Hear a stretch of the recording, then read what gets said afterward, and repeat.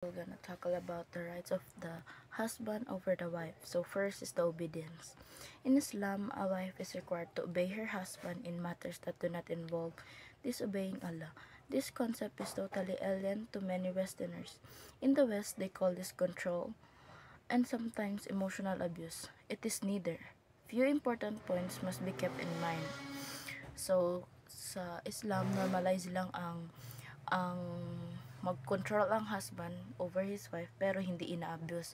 So sa mga Westerners they see it as a emotional abuse pa. So hindi naman dapat kailangan i-abuse yun ng husband. So first, a wife must obey her husband in obedience to Allah.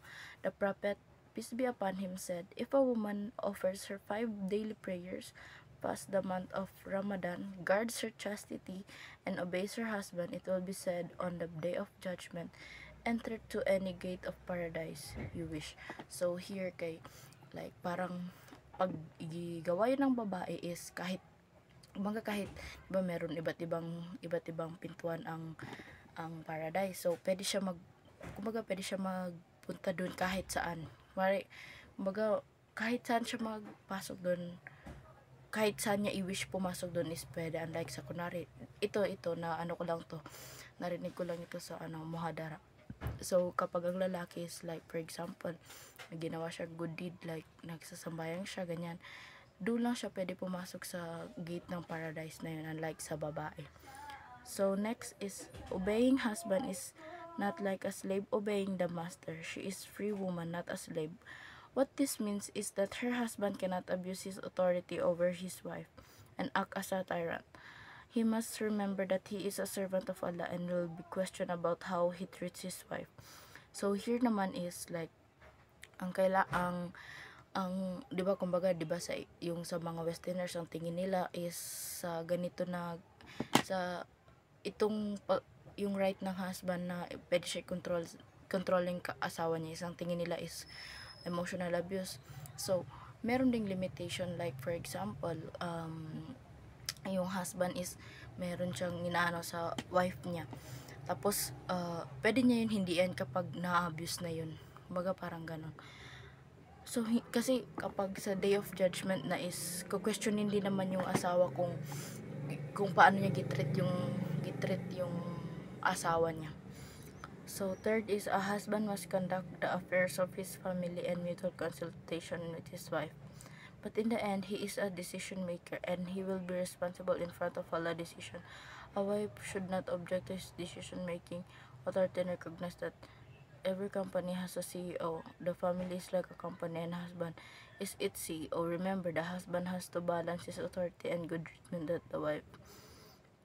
So hindi pala pwede magindi ang babae sa kung ano ang sabihin ng husband, pero i-question din yun ng Allah sa day of judgment kung paano niya gitreat yun. So may example ako. So example nito is like kasi kumbaga sabi kasi nila mas sundin mo yung asawa mo kaysa sa kumbaga parents mo ba, mag-next sila. Kasi may example ako, narinig ko lang nito sa mga dara. So ang example niya is like parang that time may mag-asawa sila, tapos may pinuntahan yung asawa niya, and then pumunta siya sa ibang lugar, tapos ang kabilin-bilinan niya sa asawa niya is wag siya lumabas unless dumating siya. And then kumbaga matagal siya before dumating yung asawa niya. And then ang ginawa ng babae na yun, so since masunurin siya, that dumating yung araw na namatay yung parents niya, both ng parents niya. So tinawagan siya ng mga kapatid niya, sabi ng mga kapatid niya, punta ka muna dito sa bahay kay namatay na ang parents natin, ganyan. Hindi talaga siya pumunta. Yung nanay niya pala muna. And then after ilang days na sumunod yung tatay niya, hindi pa rin talaga siya pumunta. Hinantay niya talaga yung pagdating ng asawa niya. So ang sabi nung ustads namin is hindi niya kumbaga sa simpleng act na pagsunod niya doon sa asawa niya, hindi niya alam na yung both ng parents niya is kumbaga hinantay niya muna dumating yung asawa niya. Pagdating ng asawa niya, saka siya pumunta rin sa kanila. Syempre it's too late na. So sabi ng ustad sa amin, ang hindi niya alam is yung sa munting pagsundod niya sa asawa niya, yung both ng parents niya is napunta sa paradise. So, ganun yung, kumbaga ganun ang example ng pagsunod ng asawa sa asawa niya. Assalamualaikum warahmatullahi wabarakatuh. So, the second, the rights of husband over his wife is protecting the honor and dignity of the husband. So, sabi dito, she must protect his wealth and children's among the other things in his house. So, di ba sa Islamic perspective, mas obligatory or mas wajib na magtrabaho ang lalaki kaysa sa babae. So, yung husband, siya yung magtatrabaho, siya yung maghanap ng buhay para mabuhay yung nagtatrabaho at para mabuhay yung mga anak niya and also the wife. So, ikaw na as a wife is, kumbaga, ang obligasyon mo lang is dito sa bahay. Ikaw yung gagawa ng mga gawaing bahay, ikaw yung mag-aalaga sa mga anak nyo, kasi yun yung mas obligatory sa atin na babae is, kumbaga, dito lang tayo sa bahay. So, for instance, 'di ba, mas obligatory ang lalaki. So for instance, nagsahod siya. So at binigay niya sa iyo. So ikaw na as a wife, kailangan mong i-manage yung pera na binigay niya sa iyo. Kailangan mas unahin mo yung mga pangangailangan ng mga anak mo bago yung ibang pangangailangan. So kailangan, sabi nga dito, children's among the other things in house must protect. So, kailangan, mas unahin mo yung mga kailangan ng anak mo as a wife. Kasi, pag hindi mo inuna at iba, other things yung inuna mo, kumbaga, ikaw na as a wife or nanay, magkakaroon ka ng kasalanan sa Allah. Kasi, hindi mo nagawa yung mga obligasyon mo.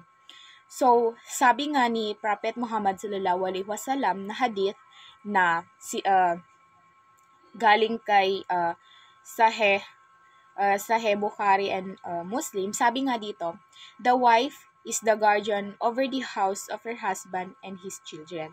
So it's very clear naman na sabi ni Prophet Muhammad sallallahu alaihi wasallam, tayong mga wife or tayong mga asawang babae is tayo yung nagpapalaki ng mga anak natin na kailangan dito lang tayo sa bahay. Kailangan ma-manage natin yung mga gawain natin sa bahay. So, yun yung sabi ni Prophet Muhammad sallallahu alaihi wasallam. So, what if yung wife is gustong gustong magtrabaho? So, ano ba yun, pwede or hindi? So, according to my research and nabasa ko rin and napanood ko sa something na muhadara, sabi ng ustads doon na kapag ikaw na wife na gusto mag-asawa, ay magtrabaho, kailangan mag-permission ka muna sa asawa mo bago ka magtrabaho. So, meaning to say, kapag tayong mga wife na gustong magtrabaho, is kailangan mag-permission na tayo sa asawa natin, ganyan-ganyan, kailangan natin magpaalam, kasi once na hindi tayo nagpaalam, makakuha tayo doon ng kasalanan kay Allah. So, kailangan paalam tayo. And also, kailangan yung mga trabaho natin, pati yung trabaho natin sa bahay, kailangan is balance siya. Kasi, once na mas mabigat sa'yo yung trabaho mo at yung mga gawain mo sa bahay, yung mas obligatory sa'yo is, doon ka magkakaroon ng kasalanan. Kasi kailangan balance yung trabaho mo. So, also, she must request to raise her children in Islamic values. So, meaning to say, sabi dito, di ba ang mga lalaki, ang mga mababae, isa bahay lang. So, ikaw na wife is obligatory sa'yo na turuan yung mga anak mo in terms of Islamic perspective. Yung mga Islamic perspective, yung inutos ng ni Allah pati si Muhammad, kailangan maituro natin yun sa kanila. Kasi nga, required sa atin na ituro yun sa kanila. So, yun yung number 2, which is protecting the honor and dignity of the husband. So, yun lang. So, assalamualaikum Ustadza. So, ang report ko po is about sa yung permission ng mag-asawa kung dapat ba silang payagan or not. So, as a marriage couple is, yung babae is need muna kumbaga kung lalabas siya is need na muna niya yung permission ng husband niya. And if yung wife is magpunta siya ng masjid is kahit hindi na siya kahit hindi na siya magpaalam sa husband niya, if pupunta naman siya ng mosque is, pwede naman yon. Basta, kung sa labas-labas na except sa mosque is, yun na yung hindi pwede. You need to get permission first to your husband. Same sila ng dalawang. Pero yun na nga pagkaiba. Pag sa babae is, you need to, if magpunta ka ng masjid is, hindi mo na need magpaalam sa husband mo. According to myself, according to my explanation ng Ustadza. Sukran. Assalamualaikum everyone. Assalamualaikum Ustadza. Good afternoon. So, this is my report related to the group 5, which is the right of the husband over the wife. So, my topic is the number 4, which is not letting anyone enter the house without his permission. So, as a wife, hindi ka pwedeng magpapasok ng kahit na sino sa pamamahay nyo kung walang pahintulot ang iyong asawa. So, the Prophet Muhammad, peace be upon him, said that, and your right over them is that they do not allow anyone whom you dislike to sit on your cushion. So, karapatan ng asawang mga lalaki na huwag papasukin sa pamamahay niyong dalawa kung sino man yung mga tao na ayaw niya or ayaw ng asawa mo. For instance, kahit relatives, kahit friends, kasi nowadays kasi hindi na maiwasan magkaroon ng conflict sa mga people na related sa yung buhay as a wife. So, kung yung asawa mo is meron silang mga disagreement, hindi mo yun pwedeng papasukin as long as na hindi niya binibigyan ng pahintulot. Kasi karapatan nila yun sa yung as a wife na wag papasukin yung mga taong ayaw niya.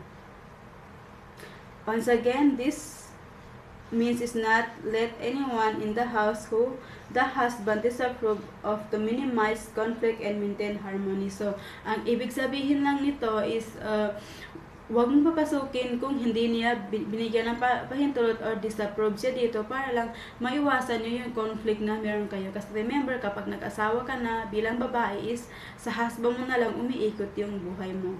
Not as in umiikot, but kumbaga lahat ng galaw mo is kailangan mo yung approval niya kasi we are in the Islam religion which is marami talagang bawal. So para ma-maintain lang yung harmony or yung mga activities na nakakapag-grow ng relationship niyo is yun na lang ang gawin mo. Kung alam mo namang magiging conflict sa inyong dalawa, huwag mo na papasukin sa pamamahay niyo. Assalamualaikum warahmatullahi wabarakatuh. I am Saada Andil and this is my report. Number 5 is counseling bedroom secret. Neither spouse should talk about their sex lives of friends and family member. It is considered inappropriate, indecent, and shameful. So, respeto sa relasyon. Sa mag-asawa, hindi dapat pinag-uusapan ang sex life sa pamilya o sa kaibigan. Hindi ito tama at nakakabastos sa kanilang dalaw or sa sinishare nila. And dapat is sila rin yung nakakaalam sa ginagawa nila. Both should respect each other privacy and disregard sexual intercourse. It is a right they both have on each other. Each spouse have right to intercourse. Vaginal intercourse is prohibited during a woman's menstrual cycle and postnatal bleeding. Ang anumang nangyari sa kanilang dalawa is dapat na manatiling pribado bilang tanda ng respeto sa isa't isa. Pareho silang may karapatan sa intimacy pero may mga limitasyon ito tulad ng hindi pwedeng makipagtalik habang may regla yung babae. At bawal din ang anal sex kahit kailan. At bawal din makipagtalik sa bagong panganak. So, anal intercourse is severely prohibited at all time. So bawal din ang anal sex sa Islam. And sa madaling salita, respetuhan, pangangalaga at tamang boundaries ang susi sa solid na relasyon. So, sa madaling salita, ang report ko is yun yung kapag nag-intercourse is bawal i-share sa kaibigan o sa pamilya yung nangyayari sa kanila kasi